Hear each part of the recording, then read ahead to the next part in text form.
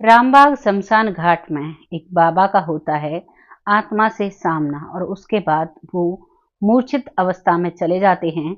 उसके बाद जो वो बताते हैं उसको सुनकर सभी को एहसास हो जाता है कि वाकई में जो ये कह रहे हैं वाकई में ये सच है। लोगों का कहना होता है कि आत्माएं नहीं होती, बहुत से लोगों का कहना होता है होती हैं। इस कहानी में जानेंगे कि आत्माएं होती हैं या ना होती हैं।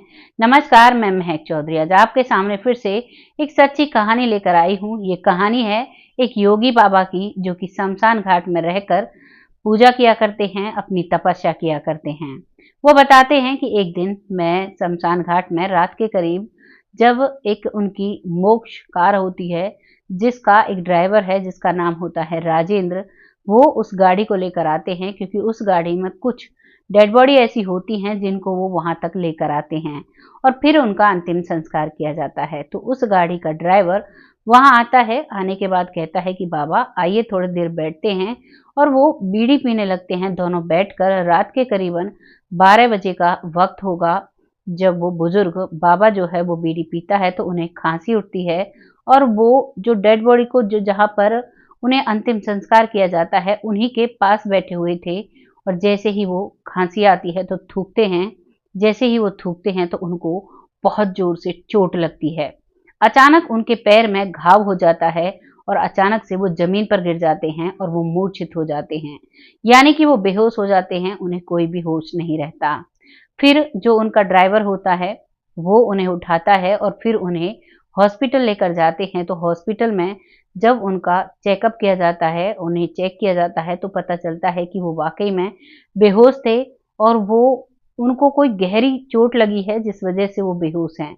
लेकिन चोट तो उनके पैर में लगी थी, फिर वो बेहोश कैसे हुए, ये सब अब भी सवाल बन जाता है।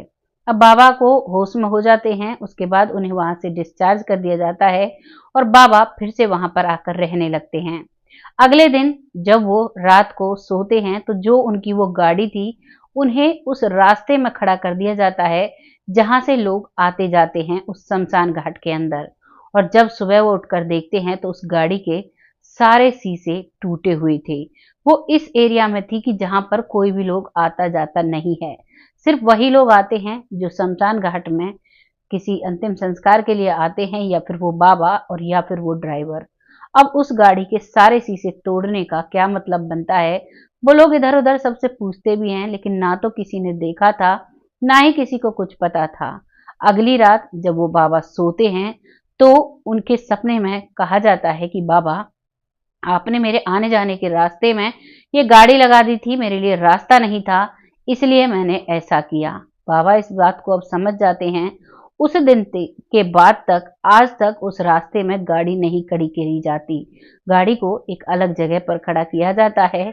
और उसके बाद वो बताते हैं कि जब से मैंने यहाँ पर थूका है और मुझे चोट लगी है, तब के बाद मैंने यहाँ पर कोई भी अनजान व्यक्ति आता है, जानकारी में तो कोई भी व्यक्ति ऐसा नहीं करता है, लेकिन कोई अनजान व्यक्ति होता है तो ना तो यहाँ इस एरिया में मैं किसी को टॉयलेट करने देता हूँ और ना ही किसी को थूकने की अनुमति है। मैंने स्पेशल बोर्ड लगाया हुआ है, क्योंकि जो हालत मेरी हुई वो किसी की नहीं होनी चाहिए। अब उसके बाद वो बताते हैं कि मुझसे पहले जो बाबा यहाँ पर रहा करते थे, वो एक दिन उसी रास्ते में अपनी खाट बिछाकर सो रहे थे, क्योंकि जून का महीना था, काफी रात थी, रात के करीबन 1 डेढ़ बजे वो बहुत अच्छे से सोए हुए थे और उनकी चारपाई को पलट दिया जाता है और वो जमीन पर गिर जाते हैं। जब उनकी आंख खुलती है तो वो चारों तरफ देखते हैं, लेकिन वहां पर कोई भी नहीं मिलता है। और उन्हें भी अगले दिन फिर से ये महसूस होता है, कोई बोलता है कि बाबा आप रास्ते में सोए हुए हैं, आपको नहीं पता मुझे यहाँ से आना जाना होता है। और उसके बाद वो बाबा बताते हैं, जो अभी इस जगह पर रह रहे हैं, जो रामबाग शमशान घाट में रह रहे हैं, वो बताते हैं कि मैं यहाँ पर जब रहता हूँ और जब किसी की चिता जलती है तो उसके जो अग्नि होती है वो नॉर्मल अग्नि से अलग होती है। उस अग्नि के चारों तरफ एक भमीरी जैसा, यानी कि आप कह सकते हो जैसे भभूरा आता है, ऐसी एक आकृति बनती है कुछ स्पेशल टाइम पर, जिस समय हम उसका दाह संस्कार करते हैं उसके कुछ समय बाद, यानी कि 20 मिनट 25 मिनट बाद। जिस चीज को वही महसूस कर सकता है जिसने इन सब चीज को बड़ी गौर से जाना है, अगर आप सबको किसी को भी महसूस करना है तो आपको यहीं पर रहकर इन चीजों का पता करना होता है। वहीं पर एक और इसमें मैं आपको बता दूं, एक बाबा हैं जो एक अलग जगह पर रहते हैं, जो कि दादरी हरियाणा से हैं। वो जब एक मंदिर पर रहते हैं तो उनका सुबह का जो नियम होता है, वो सुबह के 4 बजे या 3:30 बजे उठते हैं। और गांव में वो मंदिर बना हुआ था और गांव से करीबन 1 किलोमीटर दूर पर एक पुल है और उसके बाद खेत हैं। वहां पर वो सुबह सुबह स्नान के लिए जाया करते और खेतों में घूमा करते और वापस आया करते थे। उनकी लगातार ये दिनचर्या थी। तभी वहां उन्हें पता चलता है कि वहां पर एक व्यक्ति करीबन 7 फीट लंबा, सिर पर सफेद रंग का स्वापा बड़ा सा तुर्रे वाला बंधा हुआ है, सफेद कुर्ता और धोती पहने हुए हैं। और जो बाबा हैं उनकी हाइट करीबन 5 फीट थी। और जब उन्हें वो दिखाई देते हैं तो बाबा उनकी तरफ चलते हैं और कहते हैं कि आप मेरे पास नहीं आ सकते। वो कहते हैं कि नहीं, मैं तुम्हारे पास आऊंगा, तुम कौन हो। लेकिन उनके कदम मानो जाम हो जाते हैं। वो एक भी कदम आगे नहीं बढ़ा पाते हैं। और जब वो अपने कदम पीछे की तरफ बढ़ाते तो कदम बढ़ जाया करते, लेकिन आगे की तरफ वो नहीं बढ़ पाते हैं। वो कहते हैं कि आप यहाँ पर क्यों आए हो और आपको मैं यहाँ से आगे नहीं जाने दूंगा। बाबा कहते हैं, क्यों बेटा, मैंने ऐसा क्या किया है, क्यों मुझे आगे नहीं जाने दे रहे। तो वो कहते हैं कि यहाँ मैं किसी का इंतजार कर रहा हूँ, किसी का, जिसने, जब हम लोग दंगल किया करते तो दंगल में पहलवानी के दौरान हम दोनों की लड़ाई हुई थी। और उसी दौरान मैंने एक से मैं हारा था और उसी से मेरी ऐसी लड़ाई हुई थी कि उसने मुझे बाद में धोखे से इस दुनिया से ही विदा कर दिया। आज मुझे उसका यहाँ पर खात्मा करता है। अगर आप अपना भला समझते हो तो आप यहाँ से चले जाओ। आज मुझे उसी का इंतजार है। बाबा वहां से वापस आते हैं। वापस आने के बाद बाबा, बहुत तेज फीवर उन्हें होता है। फीवर होने के बाद वो अपनी जो कुटिया थी उसमें लेट जाते हैं। करीबन 4 दिनों तक वहां पर लेटे रहते हैं। उन 4 दिनों के बाद उन्हें पता चलता है, जो पहलवान की बात वो कर रहे थे, उस दौरान उस पहलवान का उसी पुल पर जाकर एक्सीडेंट हो गया और वो व्यक्ति नहीं बचा था। ये कहानी सुनकर वाकई में रोंगटे खड़े हो जाते हैं। वो बाबा 4 दिनों तक बिना पानी, बिना किसी चीज के ऐसे ही बेहोशी की हालत में पड़े रहे। जब उन्हें किसी ने देखा तो फिर उनको, वहां पर जो भक्त लोग आया करते और दिन समझा करते थे कि हो सकता है लेट रहे हैं, बूढ़े बड़े हैं, तबीयत खराब होगी। लेकिन जब किसी ने उन्हें हिला डुला कर देखा तो उन्हें महसूस हुआ, उनमें सांस सी आई और उन्होंने तब पानी पिया। फिर उनको हॉस्पिटल ले जाया गया। अगले 4 दिन तक वो हॉस्पिटल में एडमिट रहे। उसके बाद वो ठीक रहे। उसके बाद उन्होंने उस पुल की तरफ जाना ही बंद कर दिया। वो अपना स्नान ध्यान वहीं पर करते हैं और वहीं पर रहते हैं।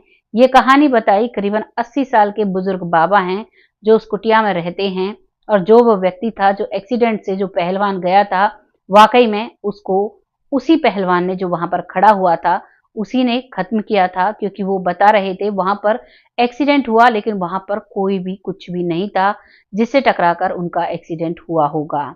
तो आप समझ सकते हो क्या हुआ होगा। जो भी आपको लगा है अपनी राय कमेंट बॉक्स में लिखिएगा। आज की कहानी जो मैं लेकर आई हूँ, ये सभी भूत प्रेतों पर डिपेंड है। मेरा कहना था कि क्या भूत प्रेत होते हैं या नहीं होते हैं। अब इन सब को सुनकर आपको जैसा भी लगा है अपनी राय कमेंट बॉक्स में लिखिएगा। हमारा उद्देश्य होता है कि आप लोगों को जो चीजें नहीं है, हमें दिखाई नहीं देती, उन चीजों के बारे में हम आपको अपनी कहानी के माध्यम से रूबरू कराते हैं। पुनर्जन्म होता है, इंसान जाता है, उसके बाद उसकी जो अलौकिक ज्योति है वो घूमती रहती है कुछ समय तक और उसके बाद वे दूसरा जन्म लेकर आती है। तो ऐसा ही कुछ प्रोसेस हमारे जीवन में होता है जिसे हम किसी भी सिद्धि के बिना नहीं देख सकते हैं। आपको जो भी लगा है लिखिएगा जरूर। और अब वक्त आता है उन लोगों का जो लोग हमें भरपूर सपोर्ट करते हैं, बहुत प्यारे कमेंट करते हैं, जिनमें सबसे पहला नाम मंजू चौधरी जी का आता है। बहुत ही मोटिवेशनल इनके कमेंट्स होते हैं, बहुत प्यारा वो लिखती हैं। अपना आशीर्वाद और अपना प्यार हमारे साथ ऐसे ही बनाए रखें जिससे कि हम आगे बढ़ते रहें। अगला नाम आता है जमुना जी का, जो बहुत अच्छे से कमेंट करती हैं, बहुत मोटिवेट भी करती हैं। ऐसे ही अपना प्यार आशीर्वाद हमारे साथ बनाए रखें। ज्यादातर मैं बता दूं, हमारे साथ जुड़ने वाली ज्यादातर महिलाएं हैं और महिलाओं का सपोर्ट जहां मिलता है वो लोग हमेशा सही रहते हैं, क्योंकि महिलाओं को मातृ शक्ति कहा जाता है। महिलाओं के बिना जो संसार है वो अधूरा होता है, संसार है जो वो चल ही नहीं सकता। क्योंकि इन्हें जगत जननी माना जाता है। जमुना जी ऐसे ही अपना सपोर्ट हमारे साथ बनाए रखें, जिससे कि हम आगे बढ़ते रहें। अगला नाम आता है विपिन कुशवाहा जी, जो बहुत आशीर्वाद और प्यार अपना कमेंट में देते हैं। आपका तहे दिल से धन्यवाद। ऐसे ही अपना सपोर्ट हमारे साथ बनाए रखें, जिससे कि हम आगे बढ़ते रहें।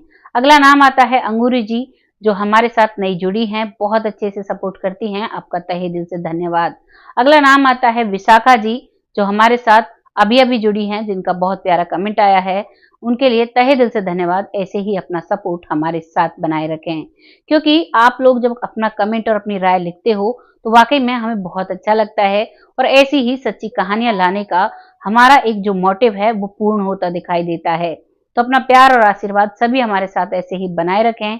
और अगला नाम आता है लखविंदर सिंह, जो बहुत अच्छे से सपोर्ट करते हैं। अब तो पहले वो इमोजी भेजते थे, उसके बाद वाहेगुरु जी भेजते थे, अब आगे वो और भी अच्छे अच्छे कमेंट भेजने लगे हैं। आपका तहे दिल से धन्यवाद। ऐसे ही अपना प्यारा सपोर्ट हमारे साथ बनाए रखें। बहुत जल्द फिर से आती हूँ ऐसी किसी सच्ची और अच्छी स्टोरी के साथ। तब तक आप सब खुश रहें, आबाद रहें। जय हिंद, जय भारत।